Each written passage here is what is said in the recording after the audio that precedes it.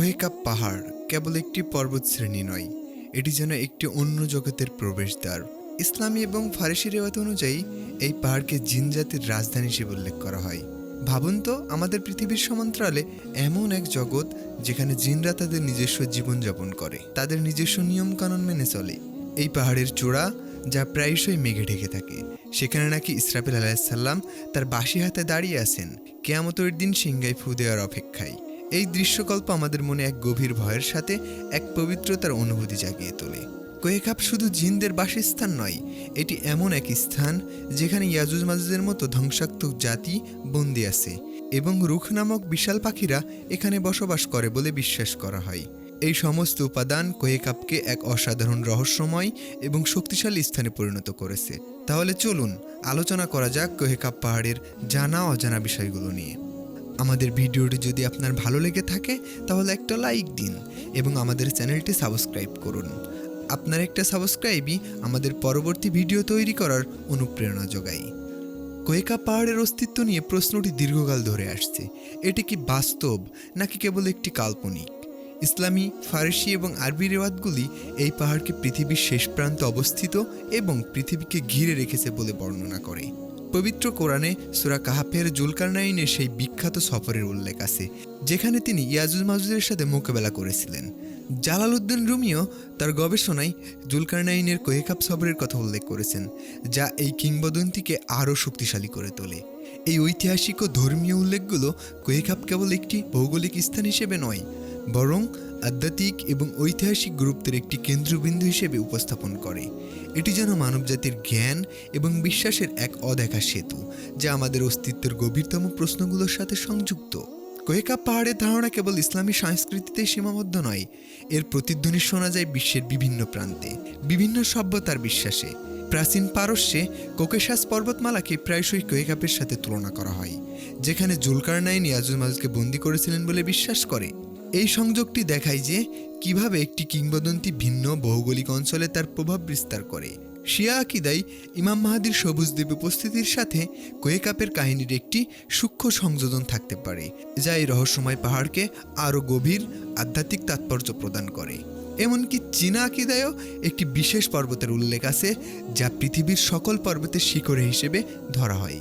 এই বৈশ্বিক সংযোগগুলো প্রমাণ করে যে কোহেকাপের ধারণা মানবজাতির সম্মিলিত অবচেতন মনে এক গভীর স্থান দখল করে আছে, যা আমাদের সকলের মধ্যে এক অজানা রহস্যের প্রতি আকর্ষণ জাগিয়ে তোলে। ইসলামে পাহাড়ের গুরুত্ব অপরিসীম, যা কোহেকাপের রহস্যকে আরও গভীর করে তোলে। পাহাড়গুলি কেবল প্রাকৃতিক ভূখণ্ড নয়, বরং ঐশ্বরিক নিদর্শন এবং গুরুত্বপূর্ণ ঘটনার সাক্ষী। হযরত মুহাম্মদ সাল্লাল্লাহু আলাইহি সাল্লামের উপর সর্বপ্রথম ওহী মক্কার হেরা পাহাড়ের গুহায় নাজিল হয়েছিল, যা পাহাড়কে ঐশ্বরিক যোগাযোগের স্থান হিসেবে চিহ্নিত করা হয়।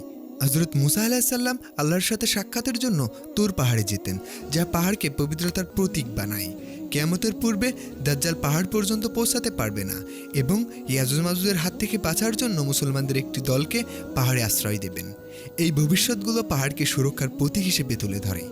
সিমুরগ বা রুক পাখি, যারা ইয়াজুজ মাজুজকে দমন করতে পর্বত থেকেই আসবে, তারাও এই পাহাড়ের সাথে জড়িত।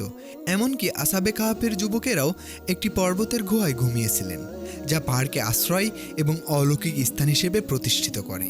এই সমস্ত ঘটনা কোহেকাপকে কেবল একটি কিংবদন্তি নয়, বরং ঐশ্বরিক পরিকল্পনার এক অবিচ্ছেদ্য অংশ হিসেবে উপস্থাপন করে।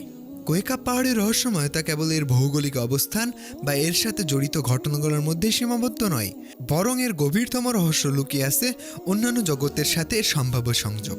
পর্বতসমূহে এমন রহস্যময় রাস্তা থাকতে পারে যা আমাদের পৃথিবীকে অন্য এক জগতের সাথে সংযুক্ত করে। এই ধারণাটি আমাদের মনকে এক বিশাল সম্ভাবনার দিকে ঠেলে দেয়। আমাদের পরিচিত পৃথিবীর বাইরেও কি অন্য কোনো অস্তিত্ব আছে যা এই পাহাড়ের মাধ্যমে সংযুক্ত? মেরাজের রাতে হযরত মুহাম্মদ সাল্লাল্লাহু আলাইহি সাল্লাম কোহেকাপ পর্বত থেকে ইয়াজুজ মাজুজের অবস্থান পর্যন্ত গিয়েছেন বলে বর্ণিত আছে। এই ঘটনাটি কোহেকাপকে কেবল একটি পার্থিব স্থান হিসেবে নয়, বরং আধ্যাত্মিক ভ্রমণের এক গুরুত্বপূর্ণ পর্যায় হিসেবে চিহ্নিত করে। এটি আমাদের মনে প্রশ্ন জাগায়, এই পাহাড় কি সত্যিই এক সেতু যা আমাদের পরিচিত জগৎকে অদেখা জগতের সাথে সংযুক্ত করে? কোহেকাপ পাহাড়ের সবচেয়ে রোমাঞ্চকর এবং ভীতিকর দিকগুলোর মধ্যে অন্যতম হল ইয়াজুজ মাজুজ এবং দাজ্জালের সাথে এর সংযোগ। অনেক ওলামার মতে কোহেকাপ এমন একটি জায়গায় অবস্থিত যেখানে মানুষ পৌঁছাতে পারে না। জুলকারনাইন যেখানে গিয়ে ইয়াজুজ মাজুজের দুটি গোত্রকে লোহার দেয়াল দিয়ে বন্ধ করে দিয়েছিলেন। এই প্রাচীরটি কেবল একটি শারীরিক বাধা নয়, এটি ঐশ্বরিক কুদরতের এক নিদর্শন। তারা প্রতিদিন এই দেয়ালটি চেটে ক্ষয় করার চেষ্টা করে, কিন্তু আল্লাহর কুদরতে তা রাতারাতির পূর্বেই অবস্থায় ফিরে যায়। এই ঘটনাটি কিয়ামতের এক বড় নিদর্শন, যখন এই প্রাচীর ভেঙে যাবে এবং ইয়াজুজ মাজুজ পৃথিবীতে ছড়িয়ে পড়বে। এই পাহাড় নিয়ে আরও দাবি করা হয় যে দাজ্জালও এর মধ্যে কোথাও বন্দী আছে এবং কিয়ামতের পূর্বে এই রহস্যময় রাস্তা দিয়ে আবির্ভূত হবেন। এই সমস্ত ঘটনা কোহেকাপকে কিয়ামতের চূড়ান্ত নিদর্শনের এক কেন্দ্রবিন্দুতে পরিণত করে, যেখানে মানবজাতির চূড়ান্ত পরীক্ষা শুরু হয়। জুলকারনাইনের সফর এশিয়া, আফ্রিকা এবং ইউরোপ পর্যন্ত বিস্তৃত থাকলেও কোহেকাপের পাহাড়ের সঠিক অবস্থান আজও নির্ণয় করা যায়নি। এটি প্রাচ্য বিশ্বাসের সমস্ত রহস্যময় প্রাণী ও কাহিনীর কেন্দ্রবিন্দু হিসেবে বিবেচিত। এই পাহাড়ের অজানা অবস্থানই এর রহস্যকে আরও গভীর করে তোলে। এটি কি হিমালয়ের চূড়ায়, নাকি পৃথিবীর অন্য কোনো দুর্গম স্থানে লুকিয়ে আছে? এই প্রশ্নটি মানবজাতির অনুসন্ধান মনকে আজও তাড়া করে বেড়ায়।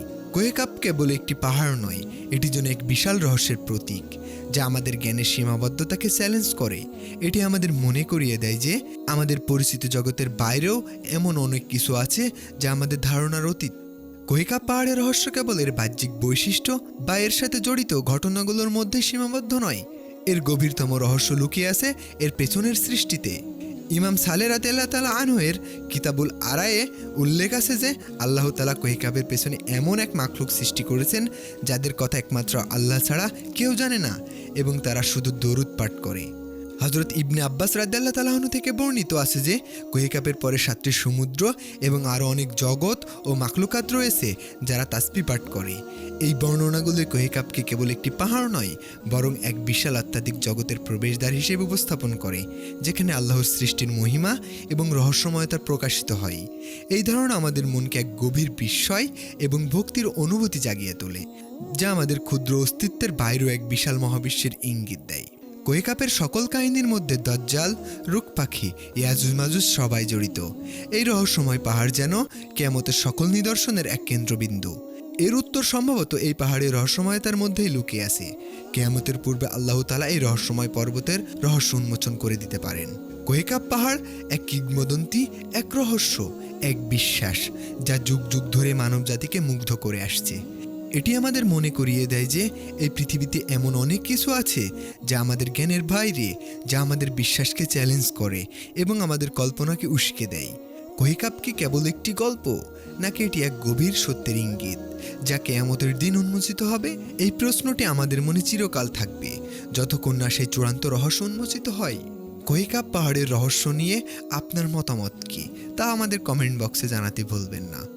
আমাদের ভিডিওটি যদি আপনার ভালো লেগে থাকে তাহলে একটা লাইক দিন এবং আমাদের চ্যানেলটি সাবস্ক্রাইব করুন। আপনার একটা সাবস্ক্রাইবই আমাদের পরবর্তী ভিডিও তৈরি করার অনুপ্রেরণা যোগায়। পরবর্তী কোনো ভিডিও আসা পর্যন্ত আপনারা ভালো এবং সুস্থ থাকুন।